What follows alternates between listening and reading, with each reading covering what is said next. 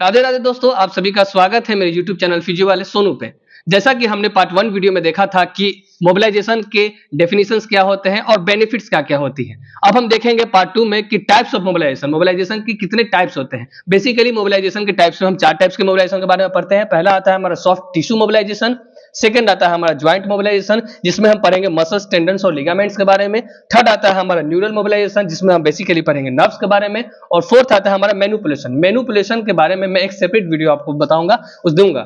फिर आता है नोट, कुछ इंपॉर्टेंट नोट्स के बारे में हम बात करते हैं कि आर्थ्रोकाइनेमैटिक्स और ऑस्टियोकाइनेमैटिक्स, ये बहुत ही इंपॉर्टेंट दो वर्ड्स होते हैं हमारे मेडिकल फील्ड में, फिजियो में भी। तो क्या होता है arthrokinematics? The study of movement of joint surface. जब हम किसी भी ज्वाइंट सरफेस के बारे में स्टडी करते हैं, ज्वाइंट सरफेस के मूवमेंट्स के बारे में स्टडी करते हैं, वो आता है हमारा आर्थ्रोकाइनेमैटिक्स में। एंड सेकंड पॉइंट है हमारा ऑस्टियोकाइनेमैटिक्स। तो ऑस्टियो कहने का मतलब क्या है? बोन से रिलेटेड। तो जो भी हम ज्वाइंट्स के मूवमेंट्स के बारे में स्टडी करते हैं वो आता है हमारा ऑस्टियोकाइनेमैटिक्स में। जैसा मैंने आपको बताया है टाइप्स, तो टाइप्स को हम एक्सप्लेन करते हैं, देखते हैं कैसे क्या है।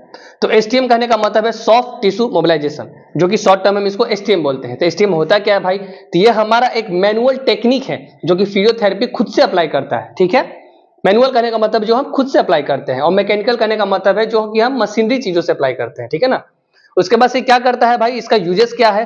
तो वो पेन को कम करता है, हमारे दर्द को कम करता है, साथ ही साथ स्वेलिंग को, स्टिफनेस को, और सॉफ्ट टिश्यू में भी जो स्टिफनेस होते हैं उसको कम करता है। जिसको हम लिखेंगे कैसे वर्ड्स में? तो uses to reduce pain, swelling and stiffness in muscle और सॉफ्ट टिश्यू। आपको ये भी चीजें आनी चाहिए, क्योंकि जब भी आप यूनिवर्सिटी एग्जाम्स में लिखेंगे तो आपको इस तरह से लैंग्वेज बना के लिखना पड़ेगा। मैं कोशिश करता हूं कि इजी लैंग्वेज हो। ठीक है। अब साथ ही साथ देखेंगे इसको अप्लाई कहां करेंगे, ये किस किस कंडीशंस में इसको अप्लाई किया जा सकता है। तो इसको अप्लाई करने के दो तरीके होते हैं। पहला होता है तो स्ट्रेचिंग, ठीक है, और दूसरा होता है डीप प्रेशर। ठीक है ना। स्ट्रेचिंग के माध्यम से कर देते हैं, और कहीं भी ज्वाइंट्स में जो भी दिक्कत है, मोबिलाइजेशन कर रहे हैं, तो डीप प्रेशर क्रिएट करके भी हम उसको क्या कर सकते हैं, ठीक किया जा सकता है, जो कि हमें पढ़ना है आपके मोबिलाइजेशन में ही। लेकिन मोबिलाइजेशन में जो मैनिपुलेशन पार्ट मैंने बोला था ना, तो मैनिपुलेशन में जो है वो पूरी तरह से मैं समझाऊंगा कि डीप प्रेशर कैसे क्या होता है और उसके बाद क्या क्या एडवांटेज और डिसएडवांटेज है। राइट।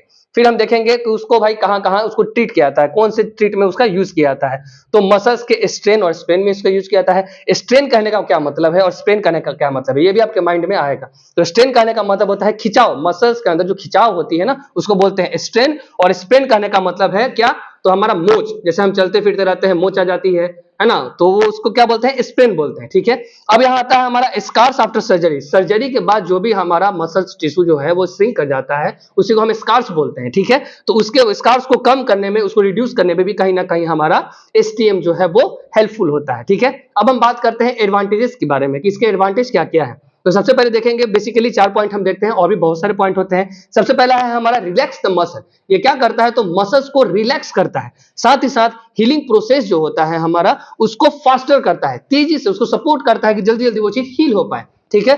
थर्ड पॉइंट आता है हमारा speed of recovery is faster. जो भी हमारे मसल्स में यहाँ पे पेन, स्वेलिंग, स्टिफनेस हो चुके हैं उसको क्या करता है, ठीक करने में वो फास्टर रिकवरी में हेल्प करता है।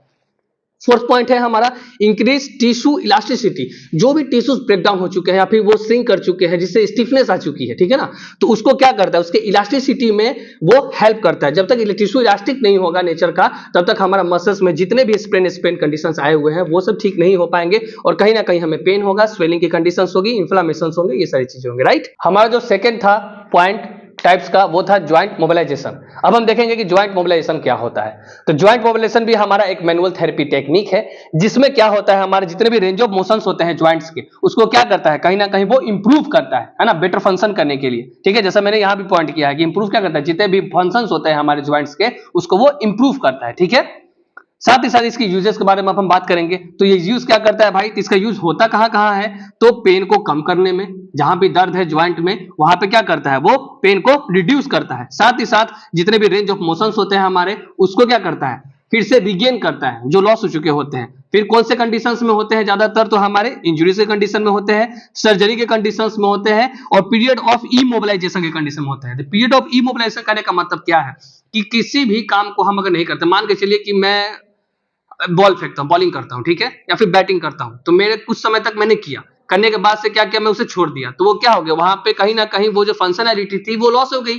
ठीक है। क्योंकि वो मसल्स हमारा किस में चला गया, रेस्ट पोजीशन में चला गया, जिस कारण से क्या होगा, वहां पे ये कंडीशन क्रिएट होगी, इसको हम बोलते हैं इमोबिलाइजेशन।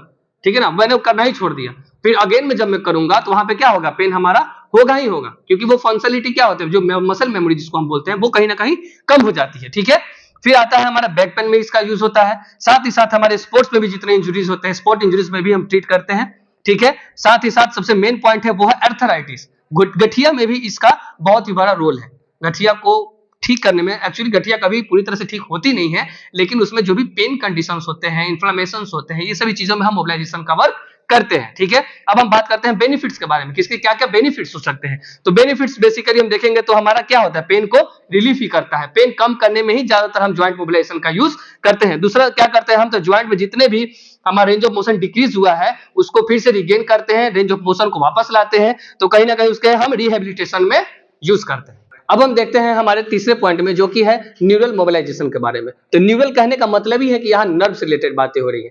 कभी भी अगर आपका नर्व किसी भी बॉडी पार्ट्स में क्या होगा, जब कंप्रेशन वहां पे होगी, नर्व का कंप्रेशन होगा, तो वहां पे पेन की कंडीशन जो है वो क्रिएट होंगी ही होंगी। तो अब हम देखते हैं उसको हम ठीक कैसे करेंगे, तो न्यूरल मोबिलाइजेशन के टेक्निक से उसको हम यूज करते हैं। तो न्यूरल मोबिलाइजेशन क्या है, तो वो भी हमारा एक फिजिकल थेरेपी टेक्निक है। उसमें क्या होता है, तो जितना हमारे नर्वस सिस्टम से जुड़े, नर्व क्या है, नर्वस सिस्टम से जुड़े हुए कहीं ना कहीं कोरिलेट करते हैं। ठीक है, तो वो क्या करते हैं, उसके मोबिलिटी को वो क्या करता है, इंक्रीज करता है। कौन करता है, तो न्यूरल मोबिलाइजेशन टेक्निक। उसके बेनिफिट्स की बात करेंगे तो वो क्या करता है, पेन को रिलीफ करता है, साथ ही साथ हमारी जो बॉडी की फंक्शनिंग होती है उसको इंप्रूव करता है। कि मान के चलिए कि हमारे पैर का जो कमर का नस है वो दब गया है, तो हम सही से प्रॉपर वॉक नहीं कर पाएंगे, रनिंग नहीं कर पाएंगे, तो उन सब में अगर हम न्यूरल मोबिलाइजेशन टेक्निक यूज करते हैं तो हमें क्या करते हैं, जो भी बॉडी की फंक्शनिंग है, चलने फिरने उठने बैठने दौड़ने का जो भी फंक्शनिंग है उसको क्या करेगा, तो कहीं ना कहीं वो इंप्रूव करेगा। राइट, कुछ इंपॉर्टेंट पॉइंट्स की बात करते हैं हम, जैसा कि आप यहाँ देख रहे हैं, वो क्या करता है, रिड्यूस पेन। तो पेन को रिड्यूस करेगा, जैसा मैंने आपको बताया, नर्व कंप्रेशन से, जहां भी नस जो है वो दबेगा तो वो नर्व कंप्रेशन से क्या करेगा, उसको पेन को रिड्यूस करेगा, कम करेगा। ठीक है, और क्या करेगा भाई हमारा, तो इंप्रूव करता है कनेक्शन को। किसके कनेक्शन को इंप्रूव करता है, तो हमारा नर्वस सिस्टम को और मस्कुलर सिस्टम को, क्योंकि आप जानते हैं कि नर्वस सिस्टम ही सारा कंट्रोल करता है बॉडी को। ठीक है ना, जितने भी बॉडी में एक्टिविटीज हो रही है, जो भी हम कर रहे हैं, फंक्शनिंग होती है, उसको कहीं ना कहीं कौन कंट्रोल करता है, तो हमारा नर्वस सिस्टम करता है। नर्वस सिस्टम में कौन, तो सीएनएस, ठीक है ना, सेंट्रल नर्वस सिस्टम, पीएनएस भी करता है। उसके बारे में भी आपको आगे आने वाली इस वीडियो में आपको बताऊंगा।